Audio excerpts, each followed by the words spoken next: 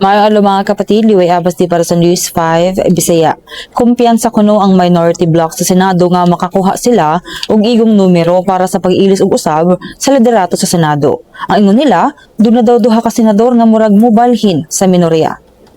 Wala pa ginganlan ni Senator Erwin Tulfo ang duha ka senador nga posibleng mobalhin sa minorya. Making istorya pa kuno sila sa umaabot nga weekend. Sa programang Storycon sa One News, niingon si Tulfo nga na-notice daw nila nga mura og wala san miuyon ang duha ka senador sa mosyon ni Senator Rodante Marcoleta nga online participation and voting sa Senado. Sumala pa ni Tulfo, nagtuo siya nga naapektuhan ang imahe sa Senado tungod sa mga gubot nga nahitabo ug para sa minorya, marimedyohan lang ni kung mailisan ang liderato sa Senado. Kung problema daw ang impeachment trial para sa mga senador nga naay kaso, dunay solusyon ani si Senator Ping Lacson.